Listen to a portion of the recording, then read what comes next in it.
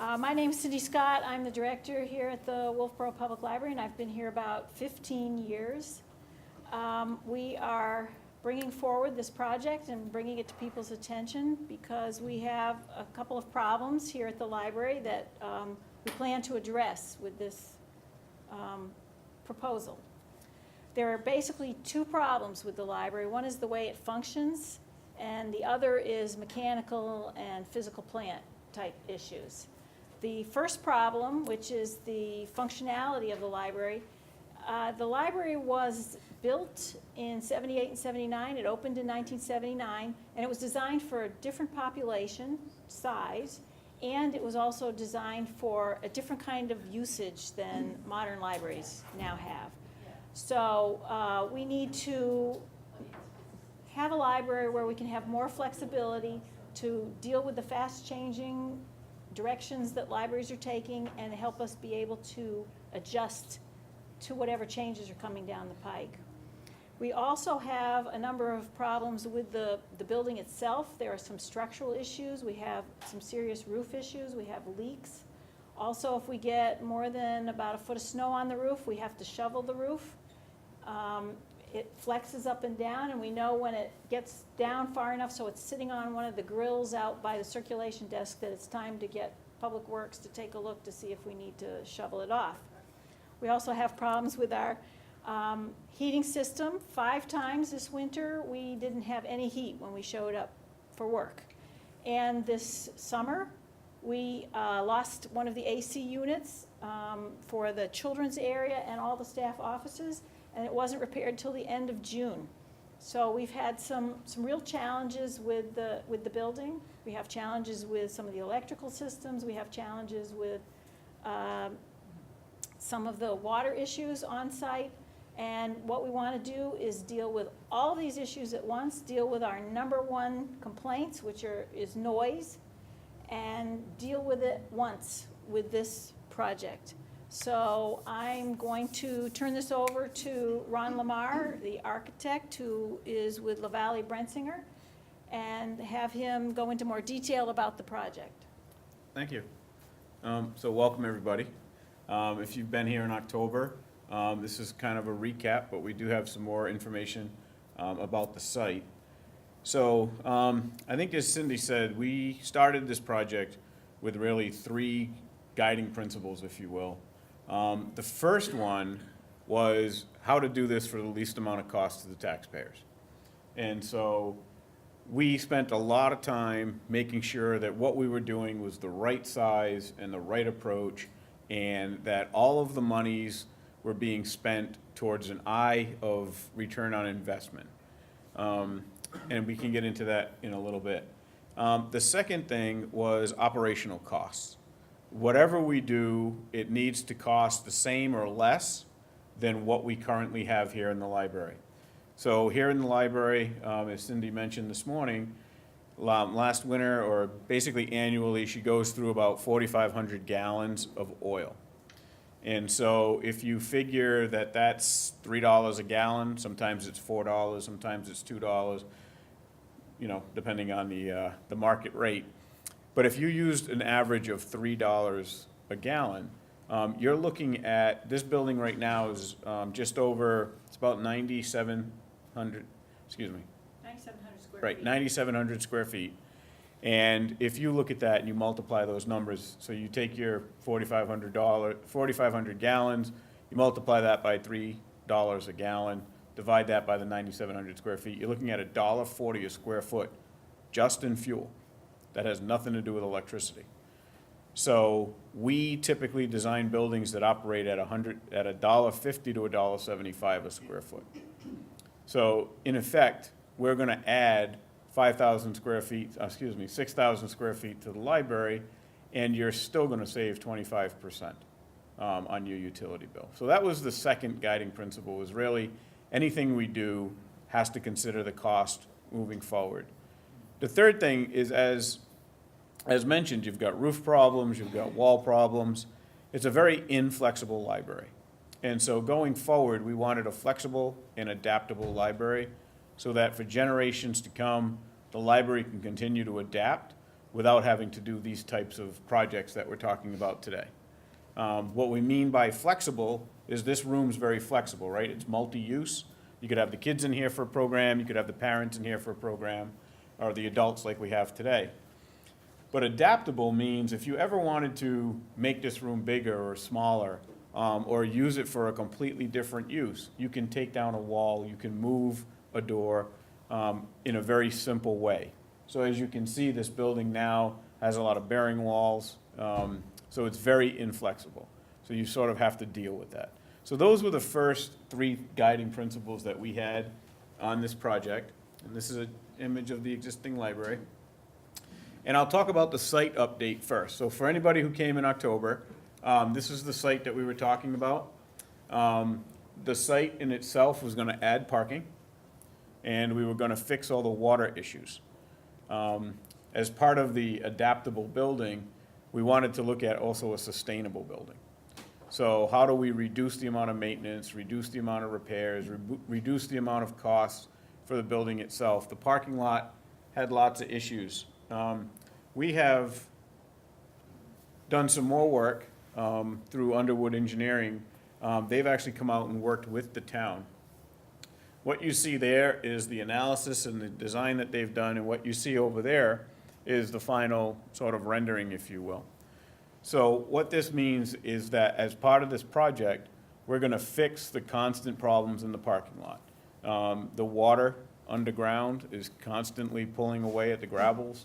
We've got frost heaves, sinkhole, not real sinkholes like you see in Florida on TV, but, you know, minor little depressions and sinkholes in the parking lot and so forth, ponding water, and issues like that. And the town has asked, you know, if we're going to do a project like this, and you're going to redo it and add some parking, let's solve these problems so we don't have this chronic issue with the parking lots. And so what you see here is that the blue is underground water storage, stone storage, if you will. The green, as you see over there, is infiltration. So what that means is from now on, instead of the water spilling onto the neighbor's property, instead of the water ponding, everything's going to drain into this area right here, which is going to be in essence a rain garden or a bioswale, if you will, to store the water. And then the water from there goes into all of the soils here. The other thing that you can see on the site plan is that this is the main entrance where it is right now. We're going to have handicap parking right up against the main entrance. And then we've got all of this parking here. So basically, we're relocating a lot of the parking to be right across from the main entrance, trying to stay away from using this back door, if you will. And as we get into the plans, you'll also see that there's an entrance here instead of here. So this project is going to take care of all of those site issues. Any questions about that? I'd like this to be sort of interactive, so you just please interrupt me if you feel you want to or ask a question. Nothing? Okay. I just Cindy has a wanted to mention that there's going to be a drive-up book drop in the parking lot so that you can drive up and just reach out your driver's side window into the drop. People find that more convenient than having to pull up, park in the middle of the driveway, and run up to the door. There was another hand? Yep. Are you going to use traditional pavement or porous or some other kind of rain filtration system? We're going to work with the town to figure that out. So we can do porous pavement, we can do regular pavement. The porous pavement has the issues with plowing and so forth. It's also more money. But I think the intent is to keep everything on the site. And I think the bioswale or the rain garden back here, and then these green areas right here, is where the water will infiltrate. Yep. What will be the change in the number of parking spaces? I think we were talking, how many extra spaces? What's total here? I'll get back to you on that. I think it's about 30 more, Right, estimate approximately. yep. Yes, I believe there is one of our sewer mains runs underneath this building. I think Correct. Cindy, that's correct, right? Now, Yes. I'm wondering if there will be any plan to create easy access to that main prior to this project, possibly with Public Works, so we wouldn't have to dig up this lot if there is a problem down the road with the sewer main. This actually has been one of my concerns that was raised throughout the process, because the line has been there a while, and we do have that it will be checked by camera before the project is completed to make sure there are no issues that need to be addressed with it. There is access on each side of the building currently. I don't believe there are any plans at this point to put access inside the building to it, but it's definitely something that I want to make sure is checked out thoroughly before we put some sort of new structure Do you know over it. Is that a cast iron main, or just some of that old stuff is pretty? I don't know, we've been talking to Dave Ford about it, so I would think that. he's aware. Yeah. Thank you. How does the stone reservoir empty? It infiltrates into the ground. Infiltrates? into the Infiltrates, it ground? doesn't spill out. And the ground below the reservoir, it's not clay? Nope, the clay's on top. So that's the issue. The clay layer, which is basically close to the surface, is the problem. And that's the stuff that doesn't dry out. That's the stuff that retains the water when it rains. And that's the stuff that when they come in and put the gravel down, it's on top of the clay. So they are gonna rebuild this parking lot as part of this project. And the plan is to deal with the water issues on site, so we're not adding to the town's water load, so to speak, in the system. And because of the clay, that's why they partially designed it this way. We looked at 8 different options for the parking lot and different ways of handling the water. And what we wanted to make sure that we got a plan that was, all of the codes of the town were met with it, and that's why we chose this option. Yep. So, Cindy, since my property, our property, Right back here. yeah,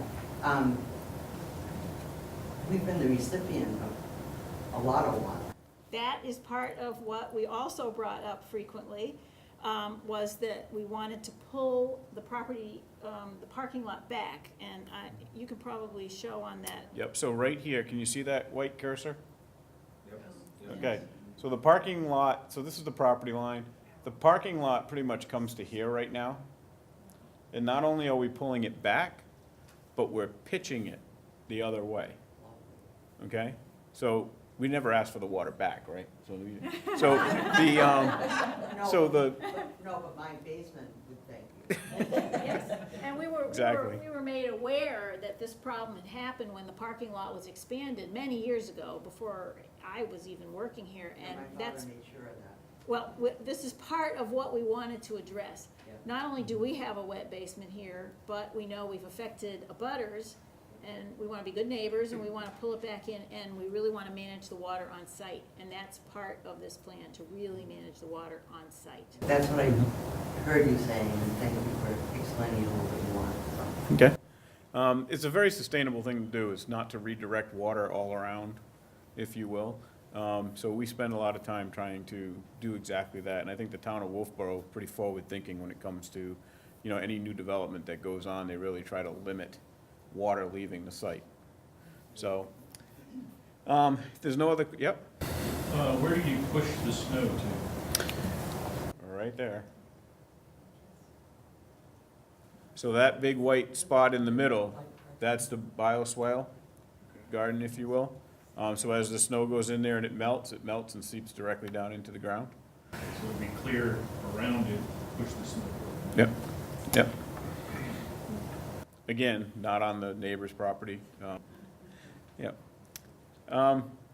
So when it comes to the building, the gray area that you see right there is, again, roughly 9,700 square feet. And the white area is the 6,000 square foot addition. So when we first started this project, we learned that the plan previously had been to close the library and move the library over to the hospital and use that space as a temporary library space, and then when the renovations and additions were done, to move back. So one thing that we've learned over time in the work that we've done is that everything's return on investment. So when you go over to the hospital and you spend money to renovate the space that they have so that you can temporarily move the library in, and then have to spend the money to come back, there's no return on that investment. It's gone. It's temporary, if you will. The utilities that you're paying over there, again, are temporary, and it's going to be very difficult to meter. So what we proposed was if we built the new addition, which is in white, and when that addition is done, you can move into the new addition and then come in and renovate, you save all that money. So the money that you were going to spend on those temporary conditions can now be spent in the project itself. So what that led to was the idea of this is phase one, if you will. The contractor will come in and he will build all of this blue. And while that's going on, all of these, bless you, all of these windows and doors remain in place. So there's really a Chinese wall, if you will, between dust and everything going on between the construction and the library. And I know nobody likes to use this back door right here, but during construction, that'll be the door. Because as we learned, everybody uses that door. And so we just said, okay, well, we'll just keep using it, and everybody will just come in that door, use the library, and then this will get built. When the blue is done, we will move the library temporarily into these spaces. This wall will stay out for the time being, so that we come in this door and come into the library. We will renovate this part, and when we're all done, the project's over and done with. So it's just a way to phase the project and not have to worry about temporary costs. And one of the big issues that a library faces is when you try to move a library, you can't just move a library anywhere. Because the concrete depth has to be more for a library. And just about anywhere we move, it wouldn't be deep enough for us to take most of the books with us. So that leaves us with a problem as far as moving the library materials go and continuing to provide adequate services. This way, we can continue to provide the services that we normally do, sometimes modified a little bit, but we'll only have to be closed probably a few weeks out of the year while they're doing they're gonna do the roof over the whole thing all at once, so that and it's gonna be a pitched roof, and take care of that all at once with the crane. So, this makes things much better for us to be able to stay in this facility and then to just expand into the whole library. Yep. What is the time frame for the addition? So when the vote passes in March of 2018, right? We would then start construction in the fall of 2018, and it would take 1 year to complete after that. So the new addition being done in a year, and then you would figure maybe 4 or 5 months for the renovation. So as Cindy pointed out, they are gonna put the roof on all at once. So you will always have a weather-tight building, if you will. We are also not taking off the roof of this building. So one of the questions from this morning was, previous attempts to take a look at this and say, how do we add on and renovate, had to deal with the flat roof. And so we had, all of the money and time spent doing that was good, because we were able to come in and review what others had thought and what they had researched and what their findings were. And because of that, we were able to say, why bother? Like, we shouldn't take the roof off. We shouldn't try to take a flat roof situation and try to replace it with a flat roof situation. So our solution was to go right over the roof. Put some steel columns along the exterior walls that are gonna be buried in the walls when the new walls are up, and then just span the entire project with clear span trusses that basically do two things. Number one, it takes all of the weight off of your existing roof and allows it to sit there. So now you get enhanced insulation, because you still have a little bit of insulation on that roof. And the second thing is, we asked if the town would be okay for have a pitched roof. And what we learned was it was preferred to actually have a pitched roof. And so for all those reasons, it was just a very simple solution, was to just go right over the building with a brand-new roof, takes all the weight off, we don't have to worry about it anymore. And I want to mention too, you know, we talk about we have a little bit of insulation in the roof, but the little bits of insulation that we have in this building are not actually connected to each other. So essentially, you have no insulation. Right. Funny thing about insulation, you can have a lot of it and a lot of it, and if there's an air gap in between, what's the point? Insulation's like a bathtub, okay? If it's not continuous insulation, there's gonna be a leak. So, yes. In that scenario, do you anticipate any heat and/or humidity problems between the two roofs? Nope. So one thing we do is we go up and, so you have a membrane roof. Familiar with membrane roofs? It's like a rubber. It's 6 millimeters thick. So we would go up there and cut the membrane, and basically just make a jigsaw puzzle out, you know? And so we cut these things into squares, and that allows any of the vapor to go out. And so it wouldn't be a problem. Yep. I have a question at the other end, that would be the heating system, and the heating system needs attention regardless of whether the vote passes. Correct. So the question is, you know, what if the vote doesn't pass, right? Well, you've got a roof issue that really needs to be addressed. The HVAC system is completely failing. It's just at the end of its life cycle. It's nothing, you know, things just wear out over time. So and the electrical systems too are not very energy efficient at all. And so we've done an analysis of, you know, what's the cost to do nothing, right? So the cost to do nothing is that you're gonna continue messing with your parking lot year after year from Department of Public Works. You're gonna have to continue to pay the utility bills that you pay for your electricity with the inefficient light fixtures and so forth. And you are gonna have to replace the HVAC system. Replacing the HVAC system becomes a little bit more difficult in the fact that you've had a roof that's really sort of failing, if you will. So you really got to take a look at how do you replace units on a roof that continues to move with snow loads? How do you replace, as you pointed out this morning, I think Cindy called the heart of the building, you know, how do you take out the heating and the air conditioning system? You know, do you take out the heating system in the middle of the winter? Do you take out the air conditioning system in the middle of the summer? You know, but how do you take that out and then reuse all this ductwork, reuse all of these systems? The analysis that we did, if we did have to come in here and fix the roof and fix all the HVAC system, you can see that we would have to take down the ceiling, right? So everything just starts to snowball. So, okay, we're gonna take the ceilings down, so now we get all new ceiling systems. Well, to take the ceilings down, we're taking the light fixtures down, so we might as well take care of the light fixtures and go off and buy all new light fixtures so we can get LED, more efficient light fixtures. At the same time, we're replacing the HVAC system. Since the ceilings are down, now's the time to fix the roof, right? Because the roof needs to get fixed. The insulation that Cindy's talking about that doesn't connect, if we're fixing it from the inside, we might as well get to the outside and start insulating that. In that case, since we're doing the insulation, do we go to these uninsulated walls around the building and start insulating those? Well, before you know it, you're spending just as much money on renovating this building as you would spend if you did the addition and the renovation, or close to it, given the funds that they're looking to raise.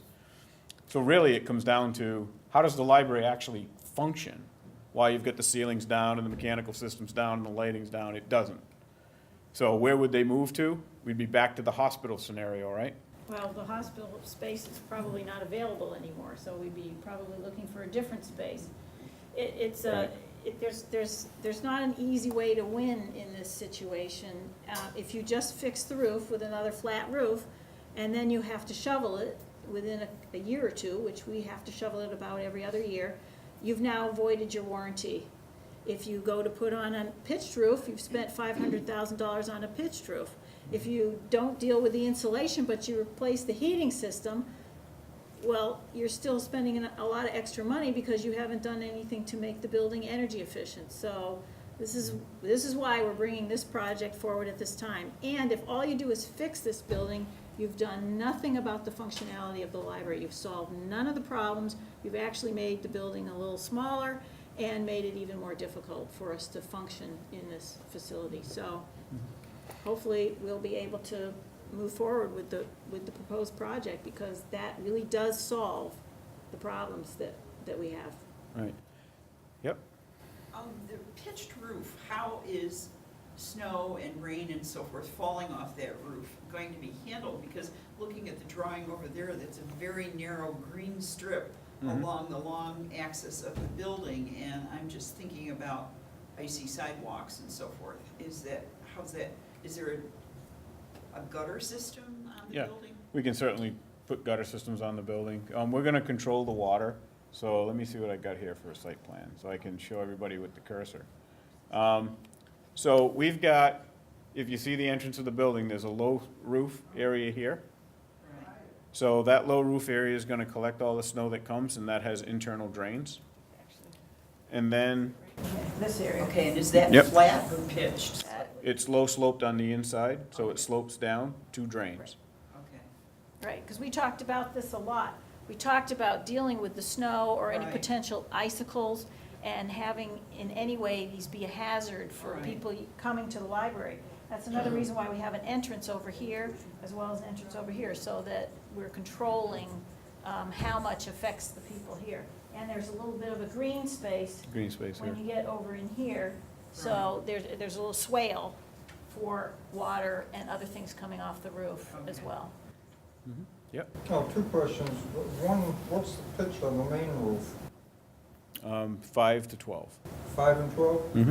And what's, right above the main entrance, it looks like there's a pitch that will drop snow in front of the Correct. door. So we're gonna Why put, isn't that a gable in there so it goes off sideways? oh, we could do that, yep. So Well, we this- can, This was one of my areas of concern as well with this plan. so we as can do, Ron knows. yep, so we can do a gable there, but what we can also do is put in another canopy right above the door. So, It'll still, you know, right, exactly, yep. So we can But certainly do that. Handling the snow and keeping things as safe as possible is definitely one of my priorities. As Ron will say, every Mhm. time when we looked at anything, I'd say, well, what about this? Trying to make sure that whatever we do, first of all, I spend an inordinate amount of time dealing with issues with this building, and I would really like a building where I don't have to do as much of that. And I also want to make it as safe as possible, because we do have ice issues out here already. So between the changes in the site and the changes in the building, we're trying to solve all of that. So how that works out is that all of the blue that you see there is the addition. The staff, there was also the desire to say, once this project is done, we'd like to be able to use the existing staff right now to see everything, to sort of spread out, if you will, while at the same time sharing resources. So along the entire back of the building there in the orange, you have, and I'll use my cursor, you have you come in the front door, and this is the circulation desk, so you get welcomed into the library. There's a work area here for a children's librarian that looks into the children's room. There's a storage here that goes to a workroom and also goes to the front desk. There is the director's office. There's an IT area, and there's small genealogy. So if genealogy room needs help and assistance from the staff, they're right there with storage and such. And so basically spreading all of those services out, you constantly have eyes on everything that's going on in the library for, again, safety and security. But you also have your librarians spread out so that they can serve and provide the services you're looking for. The blue is the adult library. And so when you come in the front door, you have sort of a general social space here. And then you can see that far away from the children's room, we have comfortable seating. In fact, it's as far away as we can go without going into the street.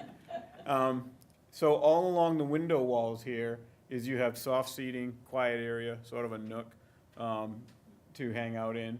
And then there's the genealogy room, and 2 small group rooms. We have sort of a teen area here, or a gathering space, or a senior space, or whatever space, and however it'll be used. And then what we have here is a glass wall that separates the children's room from the adults, so that moms and dads can come, drop off, or grandmothers and grandfathers can drop off the children. The children can be in the program, but the parents and the grandparents don't have to sit through the program. They can go do something in the adult library, but have their eyes on their children, so they can see right through into the children's room. And then this is the children's room. There are different spaces that you see here in circles. So we have a collection area, we have a crafts area, and everything, as you can see, is pretty much wide open, so the kids can be kids. We have a lot of issues with the kids making noise, but it's quite normal for kids to make noise, so this will allow the children to be able to make the kind of noise that they're happy making and they're comfortable making, and it doesn't disturb anybody. We have a lot of families who come in and they make play dates, and the kids play in the children's room. They put on little puppet shows and things. This will allow them more freedom to enjoy the children's space, which is a growing need in this community. We actually have a number of young families moving in. We're actually beginning to have increases over this past year in particular. We've had increases in the number of people attending our story time sessions. So we're also seeing an increase in the usage of the children's materials. So we want to have a space that will provide better functionality for the children. As well, there's a space in there for them to have a separate restroom. So right now, a mother might say, okay, go ahead to the ladies' room, right? The kid comes back in the hallway into a public restroom right near an exit. It's not the safest thing in the world. Now, Wolfeboro's a pretty safe place, but it's still not the smartest way to have your arrangement for a restroom for children. This will give us a separate restroom for children, and we can see from the circulation desk as well, and here, to keep an eye on that space. All right, so we've got glass here and we've got glass here, so whether there's a staff member here or from the circ desk, they can see everything that's going on. And there's a direct entrance between the children's room and the meeting room space, so the kids won't have to be walking through the adult space in order to go to a program. Right. So this door right here, so if they're having a crafts program in the children's room and 100 little kids show up, they can just come right through here. They don't have to walk through. So there's a little sneak-through space. When we were designing the library, we were talking about the small meeting rooms that are needed for folks who come in and want to get some work done in a quiet space, or for tutoring that's going on, or for a conference room and the meeting room. The library was intent of having this be a real community center, public building for the town. And so we designed it so that everything right there in green can be open to the community while the rest of the library is closed. So when we talk about these new heating systems and these new electrical systems and so forth, every one of these spaces that we just showed you are gonna have their own heating and electrical zones. So what that means is, if we need this space right here, we're gonna heat and cool this space and turn the electricity on. And right now, if this meeting room is used at night, the whole library's running, either air conditioning or heat. We have no way to zone at all. And so with that in mind, this is the door that we talked about. So if you park in the back over there where you park now, instead of coming through this door, there'd be a nice entrance right here, which leads to a front porch, which you can see along here. You know, the front porch look, if you will. And as you come in there, you then have access to a conference room, which will be able to fit 12 to 16 people. So if you have a small meeting and you want to use the library and the library's closed, you're able to come in. That room in and of itself would have its own heating system. We've got access to restrooms. We've got access to the meeting room. And all we have to do is lock this door, these doors, and that door.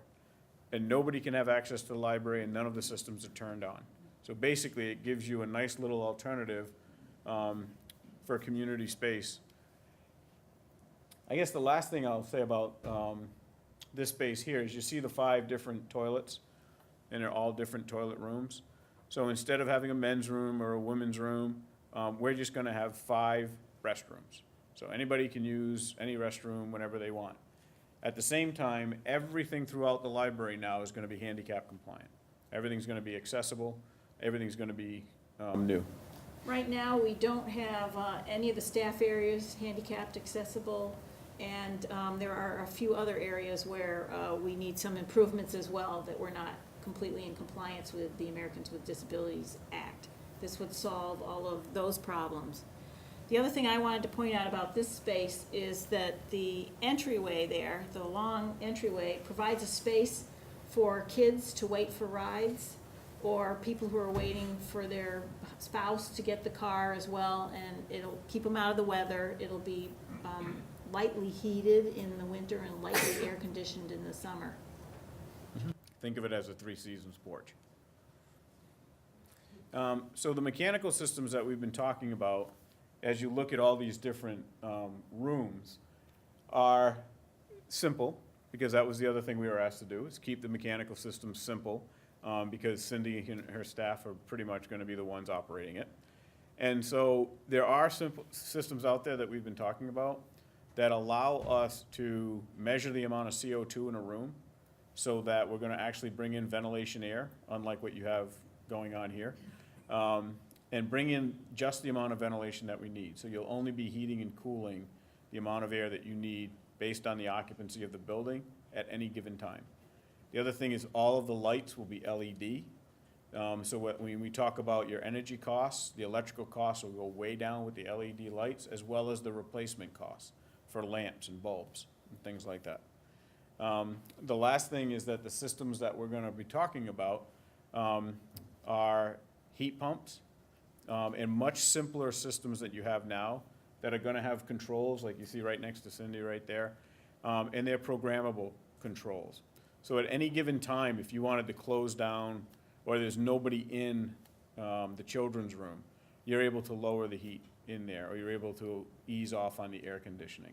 Same thing with the meeting room. If the meeting room is empty for half a day on a Saturday, which it won't be, because every time we do a project, we find out that the meeting rooms are booked solid as soon as they get a reasonable meeting room space. So, but all of those conference rooms at the same time, they're all occupant dependent.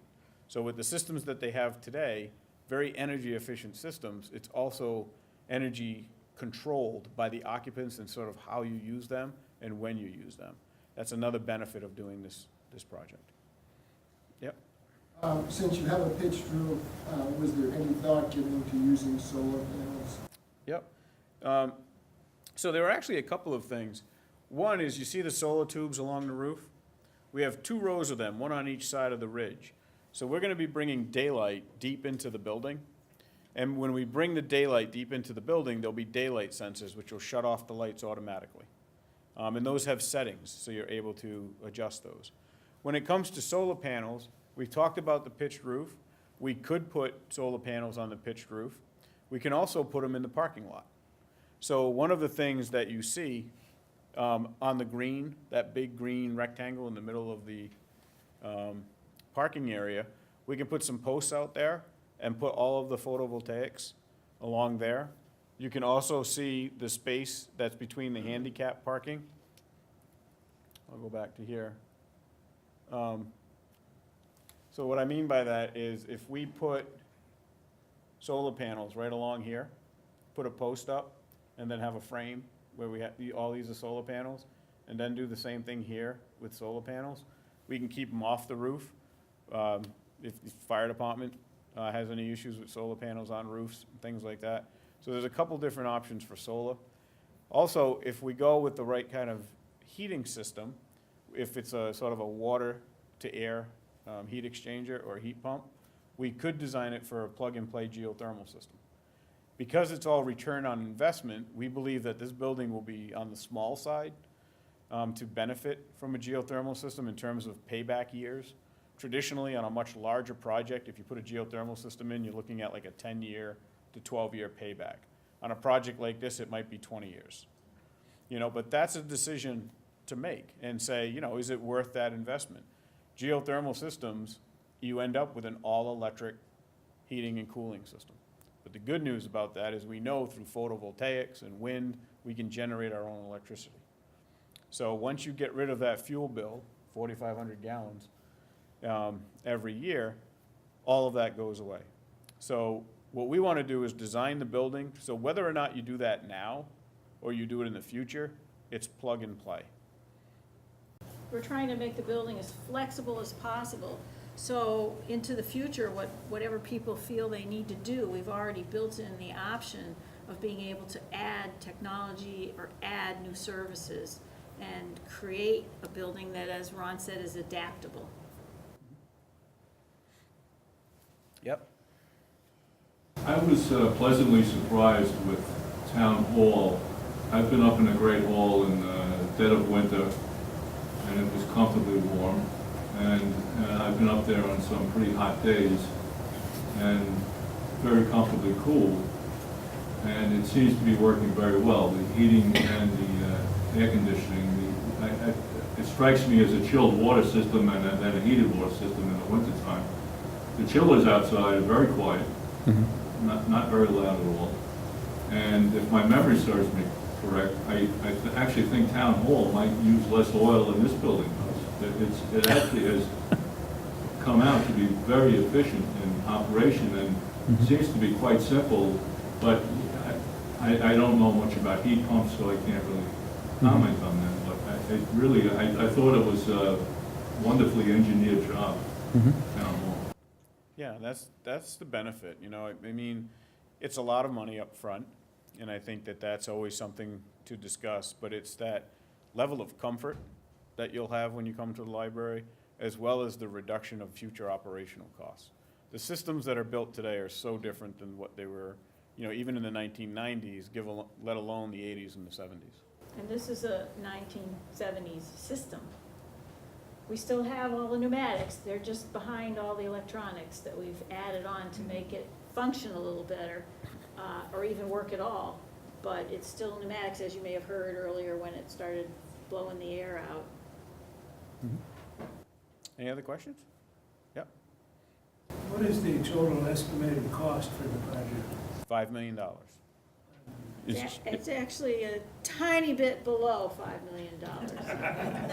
Yeah, like $40. So we're $40 under $5 million. The thing, yeah, I think when we started, you know, the first thing was, again, we had the ability to review all of the hard work that you've done over the years. And all of the work that's been done so far was paid for by private money, donations, bequests, grants. Nothing has come really from the town at this point for the design and feasibility work on this building.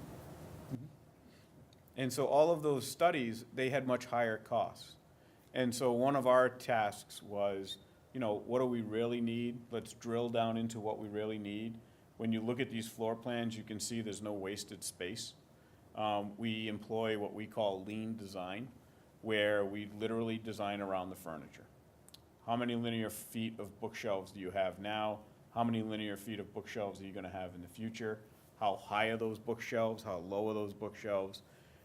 3 feet between each bookshelf for handicap compliance. So we literally design this down within inches. And we do that for a reason. We do that, number one, so that it is flexible and adaptable, because what we want to do then is start moving things around. What you'll see is not a lot of walls, not a lot, you know, with a lot of open space. When you start putting walls in and columns in and everything else, then your future is very limited. The rooms that we have are designed, again, around the furniture. We're going to have 4 people or 3 people in a small group room.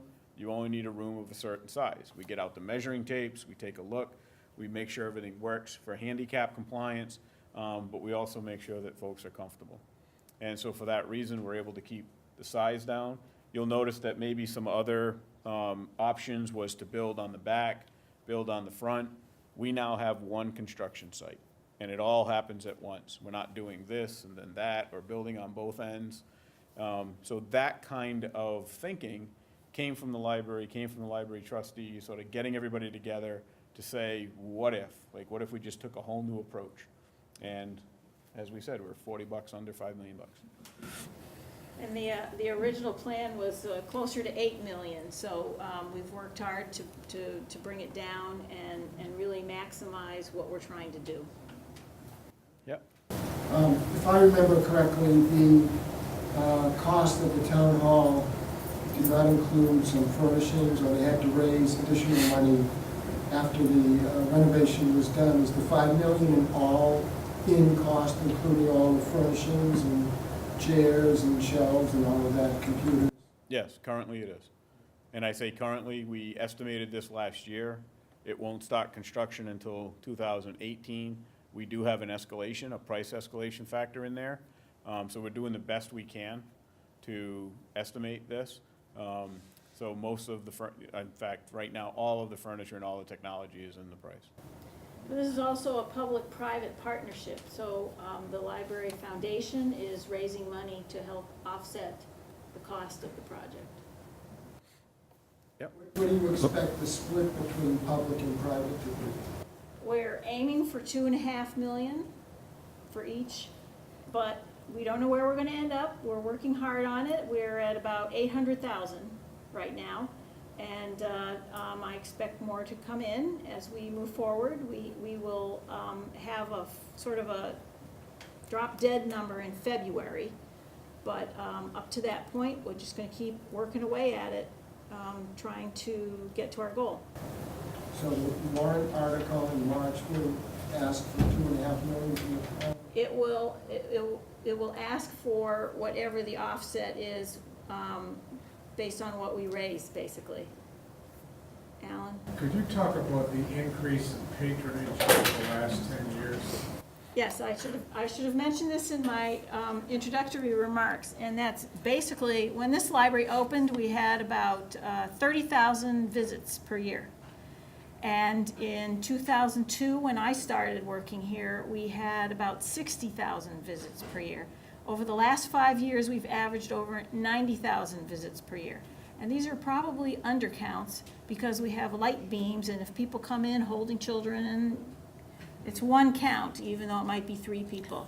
So we are a very busy library, and usage is increasing, attendance at programs is increasing, and the demands for just being able to get help with technology, also the desire to have a place to sit and spend a good chunk of the day. There's a lot of people who come in to get warm in the winter or cool in the summer, or dry in the summer too if it's rainy. Then we also have a lot of families who make play dates here.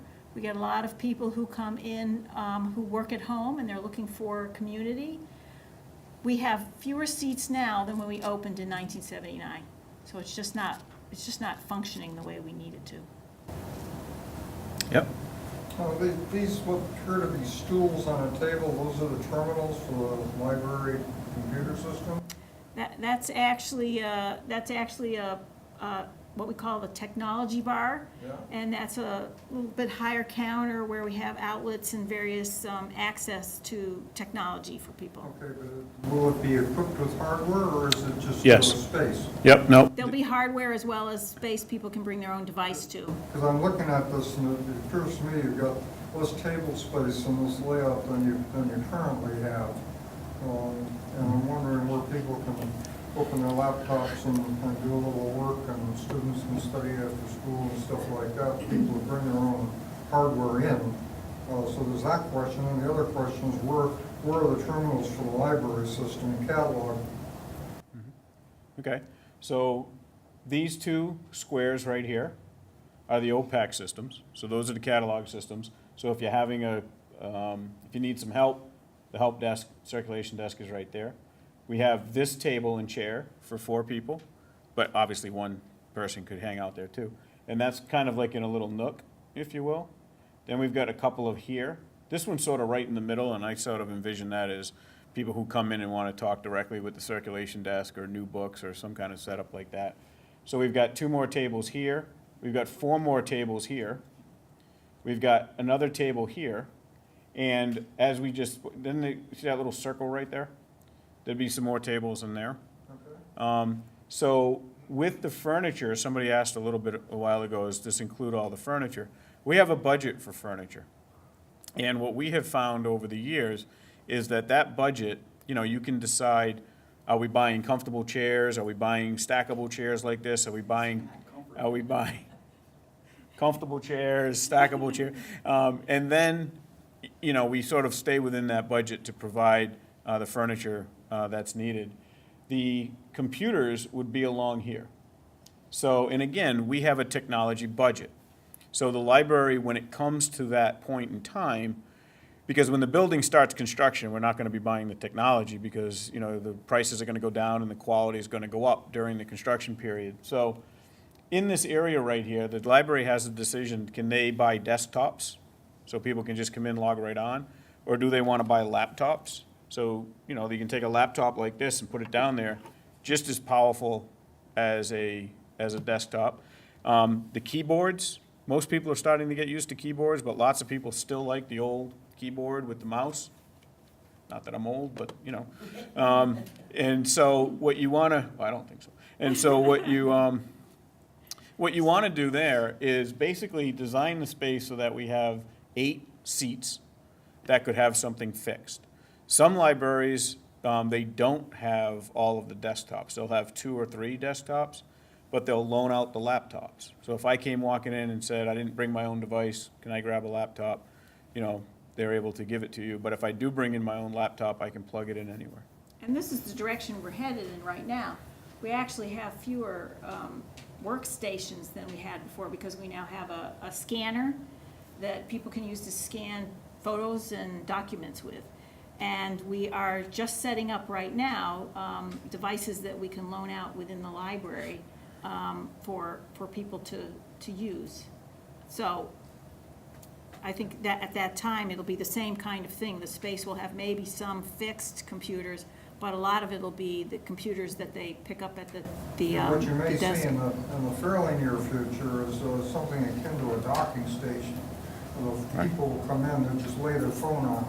Right. And then you've got a keyboard and a larger screen they can work with. Exactly. They bring the computer with them. Basically, we're watching the technology, we're seeing what's changing, and we can see it's changing all the time. And so we're not gonna lock in to exactly what we're gonna do right now, because we're gonna be watching what the trends are as we get to the point where we're opening the new library.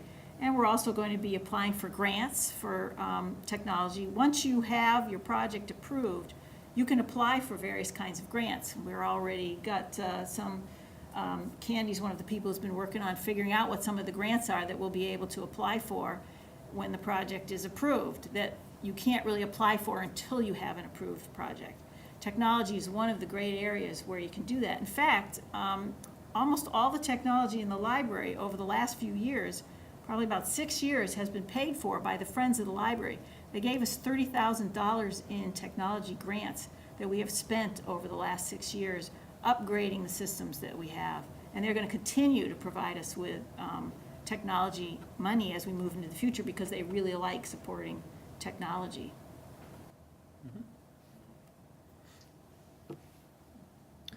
Yep. What's the time element for completion of the project?